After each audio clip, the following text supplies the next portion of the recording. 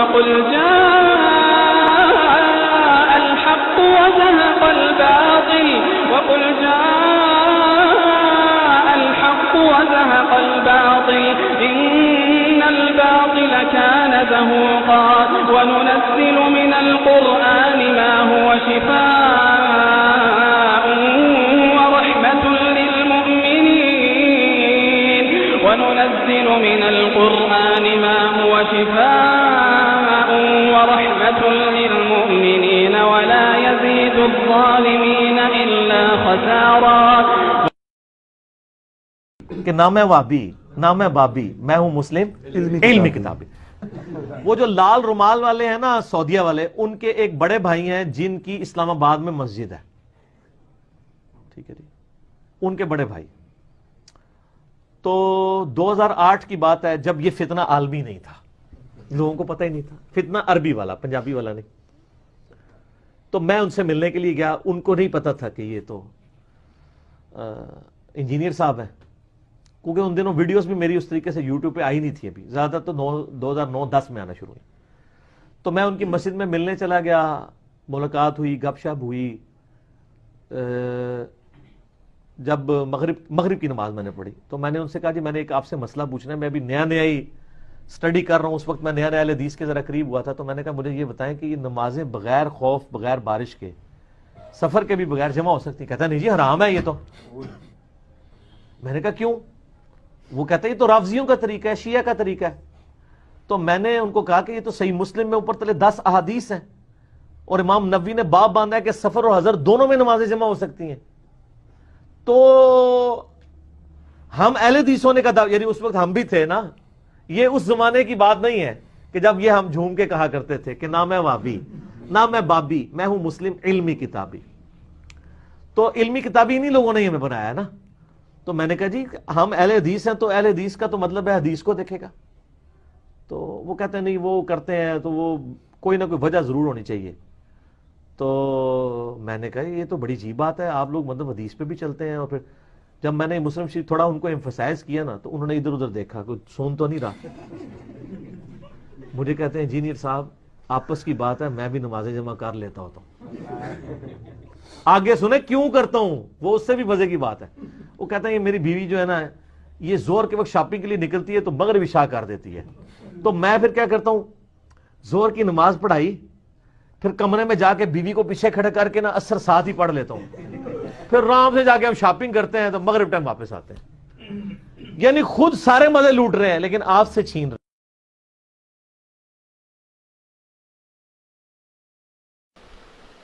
الحمدللہ رب العالمین والصلاة والسلام علی سید الانبیاء والمرسلین، اما بعد. مجھے ایک بھائی نے ایک شخص کا کلپ بھیجا جس کا نام ہے انجینئر محمد علی مرزا، اور اس کلپ میں مجھ سے متعلقہ ایک سوال اور اس کا جواب اور اپنے حواریوں میں ہنسنا اور مسکرانا اور داد حاصل کرنا، میں یہ حق محفوظ رکھتا ہوں کہ اس کا جواب دیا جائے. اس کلپ میں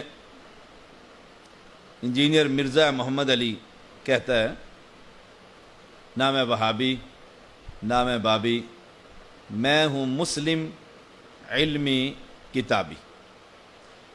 یہ فقرہ اس کا بہت عام اپنے بارے میں کہتا ہے اور اپنی دعوت کے بارے میں کہتا ہے کہ جب لوگ مجھے جانتے نہیں تھے، انہیں پتہ نہیں تھا، اور کہتا ہے کہ یہ فتنہ عالمی نہ تھا، لوکلائز تھا. گویا اس نے یہ بات مان لی کہ میری دعوت یہ فتنہ ہے، میں فتنے کی دعوت دے رہا ہوں اور امت کو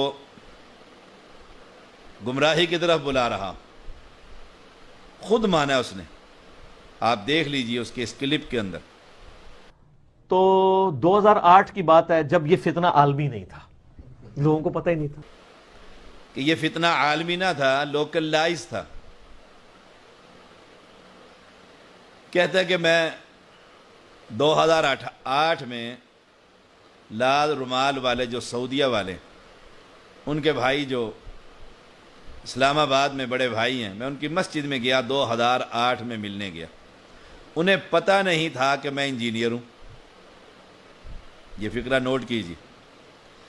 اپنے حواریوں کو یہ کیوں نہیں بتلایا کہ میں 2008 میں نہیں، میں تو درجنوں مرتبہ ان کے پاس جاتا تھا اور سوالات کی ایک لمبی نشست ہوتی تھی، مغرب پر میں جاتا تھا اور عشاء بھی ہو جاتی تھی، اور کتنی ہی مرتبہ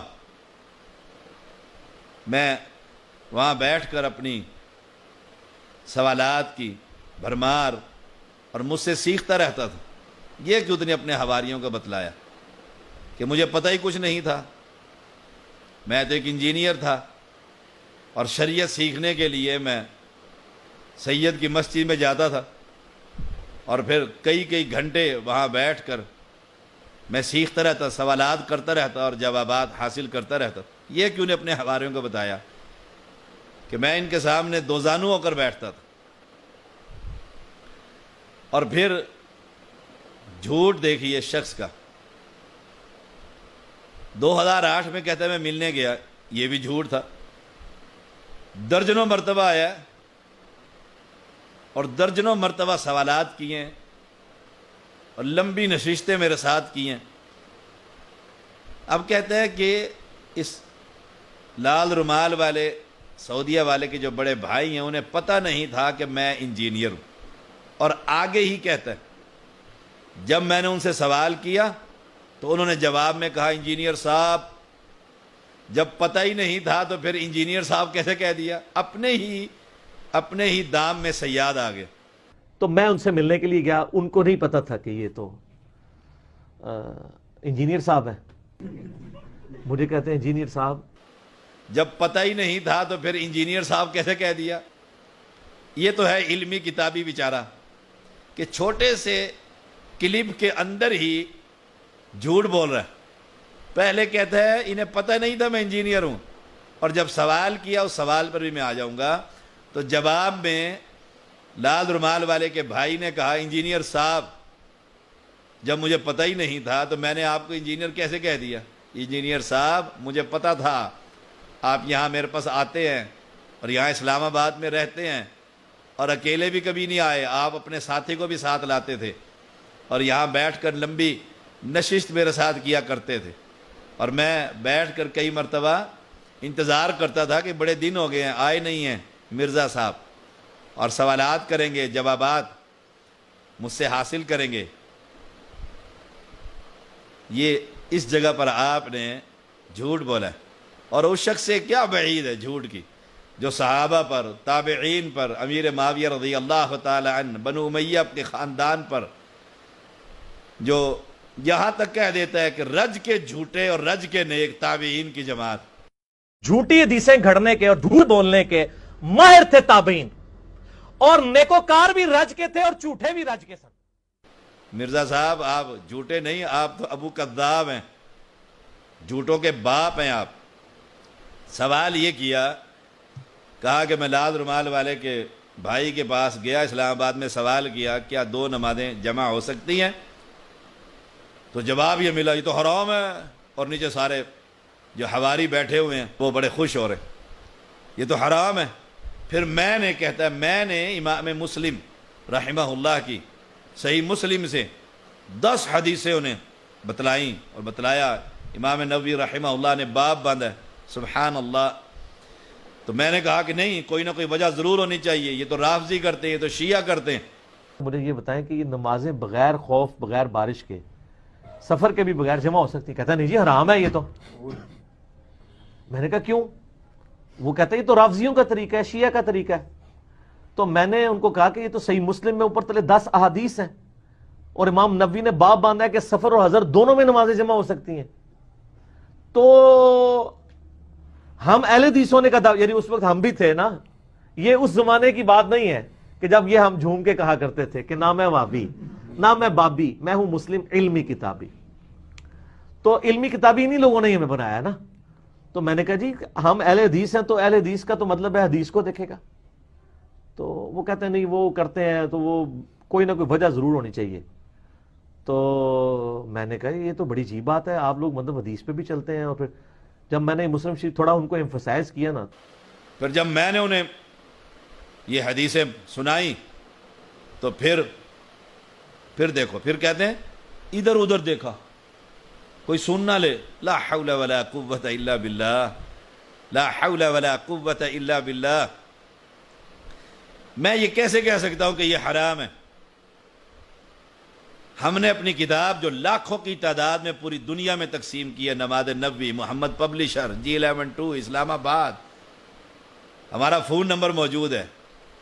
اس کے اندر ہم نے سیدنا ابن عباس رضی اللہ تعالی عنہما بیان کرتے ہیں رسول اللہ صلی اللہ علیہ وسلم نے مدینہ میں ظہر اور عصر کو جمع کر کے پڑھا، حالانکہ وہاں خوف تھا اور نہ ہی سفر کی حالت تھی. صحیح مسلم کی حدیث ہے. ہم لے کر آئے اپنی کتاب میں جو لاکھوں کی تعداد میں ہم سب کو تحفے کے طور پر اور قیمتاً، اور جو دیکھتے ہیں کہ جس کی نماز صحیح نہیں، مخیر حضرات اسے ہم سے خرید کر تحفے کے طور پر تقسیم کرتے ہیں. اس میں بھی اس حدیث کو لے کر آئے. جب ہم خود بیان کر رہے ہیں، ہم لکھ رہے ہیں، چھاپ رہے ہیں، لوگوں میں تقسیم کر رہے ہیں، ابو کذاب، ہم کیسے کہہ سکتے ہیں کہ یہ حرام ہے؟ پوچھا گیا ابن عباس سے آپ نے ایسا کیوں کیا؟ انہوں نے یہ جواب دیا، آپ صلی اللہ علیہ وسلم اپنی امت کو دشواری میں نہیں رکھنا چاہتے تھے. آپ صلی اللہ علیہ وسلم نے مدینہ میں بارش اور خوف کے بغیر نمازیں جمع کی ہیں. صحیح مسلم ہے. ہم چھاپ رہے ہیں. آپ اپنے حواریوں کو یہ کیوں نہیں بتلاتے کہ میں جھوٹ کہہ رہا ہوں تمہیں خوش رکھنے کے لیے اور اپنی آخرت کو برباد کرنے کے لیے، اور جو جھوٹ بولتا ہے اس کے ان جبڑوں کو کینچیوں سے کاٹا جائے گا جہنم کی، میں اس کا مصداق بننے کے لیے یہ آپ کے سامنے جھوٹ بول رہا ہوں. یہ کیوں نہیں آپ نے کہا؟ یہ آپ نے کیوں نہیں کہا؟ ہم نے تو اپنی کتاب میں چھاپا ہے. عبداللہ بن شقیق بیان کرتے ایک مرتبہ سیدنا ابن عباس رضی اللہ تعالی عنہما نے بصرہ میں عصر کے بعد ہمیں خطبہ دینا شروع کیا، حتیٰ کہ سورج غروب ہو گیا اور ستارے چمکنے لگ گئے. کسی نے کہا نماز کا وقت ہو گیا، مغرب. آپ نے فرمایا ابن عباس نے مجھے سنت نہ سکھاؤ، میں نے رسول اللہ صلی اللہ علیہ وسلم کو ظہر اور عصر، مغرب اور عشاء ملا کر پڑھتے ہوئے دیکھا ہے. عبداللہ کہتے مجھے شک پیدا ہوا، شبہ پیدا ہوا. میں نے ابو ہریرہ رضی اللہ تعالیٰ عنہ سے پوچھا، انہوں نے ان کی تصدیق کی. یہ حوالہ بھی صحیح مسلم کا ہم نے اپنی کتاب میں چھاپا ہے. علمی کتابی ہم نے اپنی کتاب کے اندر چھاپ کر لاکھوں کی تعداد میں اردو میں، انگلش میں، بنگالی میں، مختلف زبانوں میں نماد نبوی ہماری چھپ رہی ہے اور تقسیم ہو رہی ہے. لا تعداد. دارالسلام چھاپ رہا ہے ہماری اس کتاب کو، ہم چھاپ رہے ہیں محمد پبلشر کے تحت. ہم نے جب یہ حدیثیں وہاں پر جمع کر دی ہیں تو آپ کو بتاتے ہوئے مجھے کیا مسئلہ تھا. انجینئر صاحب پھر آپ جھوٹ بولتے ہیں، کہتے ہیں پھر مسئلہ بتاتے ہوئے ادھر ادھر دیکھا کہ کوئی سن نہ لے. لا حول ولا قوت. جب ہم کسی کو یہ کتاب دے رہے ہیں وہ پڑھے گا نہیں، تو انہوں نے ادھر ادھر دیکھا، کوئی سن تو نہیں رہا. وہ پڑھ کر میرے پاس نہیں آئے گا کہ آپ تو بتاتے نہیں ہمیں. سبحان اللہ. یہ بھی آپ کا جھوٹ ہے. اور جیسے وہ کہتے ہیں نا جگت بعد مرچ مسالے لگا کر بات کرتا ہے کہ لوگوں کو مزہ آئے، آپ نے یہ مرچ مسالے اپنی طرف سے لگائے اور کل قیامت کے دن آپ اس کا جواب دے ہوں گے. اور پھر میں نے کہا کہ میں ادھر ادھر دیکھ کر میں بھی جمع کر لیتا ہوں، اور اس لیے جمع کرتا ہوں، بڑی لطیفے کی بات ہے. اگلی بات سنیے کہ میری بیوی شاپنگ کے لیے جاتی ہے. لا حول ولا قوت الا باللہ. شاپنگ کے لیے تو میں خود جاتا ہوں، اور میں اپنی بیوی کو پھر بند کمرے میں کر کے اور پیچھے سے کھڑا کر کے پھر میں نماز عصر پڑھ کر پھر ہم نکل جاتے ہیں اور مغرب تک پھر ہم شاپنگ کرتے ہیں اور کہتے ہیں خود مزے لیتے ہیں. آپ کو بتاتے ہیں لا حول ولا قوت الا باللہ. تو انہوں نے ادھر ادھر دیکھا، کوئی سن تو نہیں رہا. مجھے کہتے ہیں انجینئر صاحب آپس کی بات ہے، میں بھی نمازیں جمع کر لیتا ہوتا ہوں. آگے سنیں کیوں کرتا ہوں، وہ اس سے بھی مزے کی بات ہے.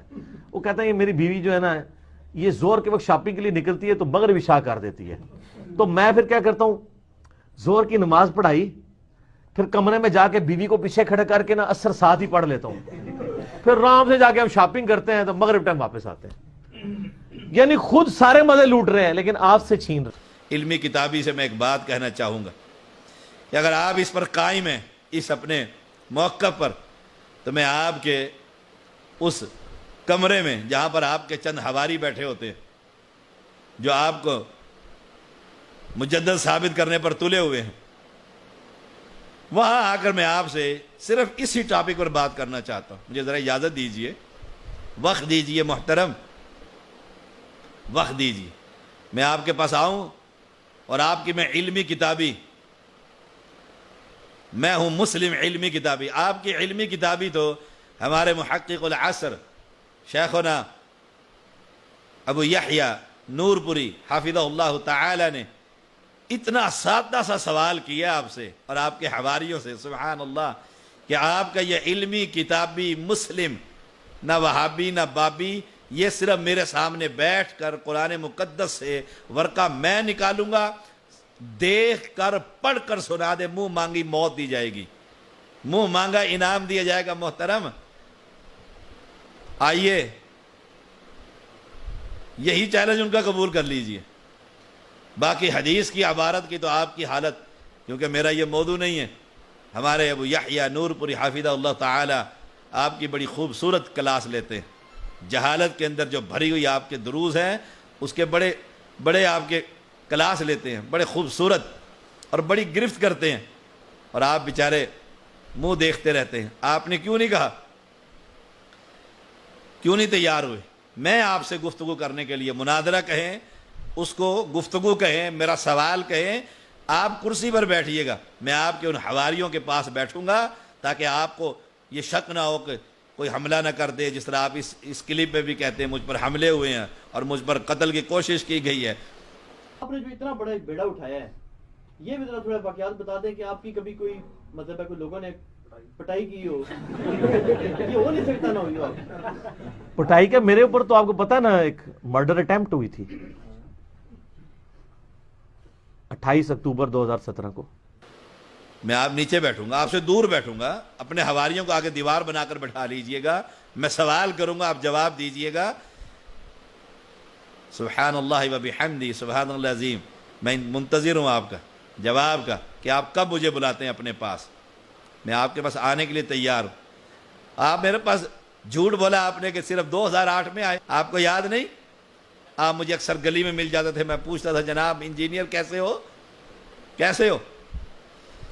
آپ میرے پیچھے نمازیں ادا کرتے رہے. آپ نے میرے پیچھے عصر کی نماز پڑھی، اپنے ایک حواری کو بھی ساتھ لائے تھے. یہ آپ نے کیوں نہیں بتایا اپنے حواریوں کو؟ اس حواری نے، وہ میرے ساتھ بیٹھا اور ساتھ آپ بیٹھے بائیں طرف. آپ کو یہ بھی یاد کرا دوں، صف کے بائیں طرف میں نماز پڑھ رہا تھا اور میرا بیٹے نے نماز پڑھائی اور میں سلام پھیر کر بیٹھا، اذکار کر رہا تھا کہ آپ کے حواری نے، جسے آپ سکھلا کر لائے تھے، اس نے مجھ سے پوچھا، ایک سوال پوچھنا. میں نے کہا پوچھئے. میرے بائیں طرف آپ کا حواری اور اس کے ساتھ آپ بیٹھے ہوئے تھے. اس نے پوچھا آپ کا مرزا محمد علی انجینئر جو ہے اس کے بارے میں کیا خیال ہے؟ میں نے کہا وہ گمراہ آدمی ہے. اور آپ نے وہ سنا، آپ کے کانوں میں میری یہ آواز پڑی، میں نے کہا وہ گمراہ آدمی ہے. اور اس کے بعد آپ کا حواری بھی رفو چکر اور آپ بھی اٹھ کر چلے گئے. علمی کتابی مسجد میری تھی، آپ موجود تھے، آپ وہاں پر کہتے میں کیسے گمراہ ہوں؟ مجھے ثابت کرو.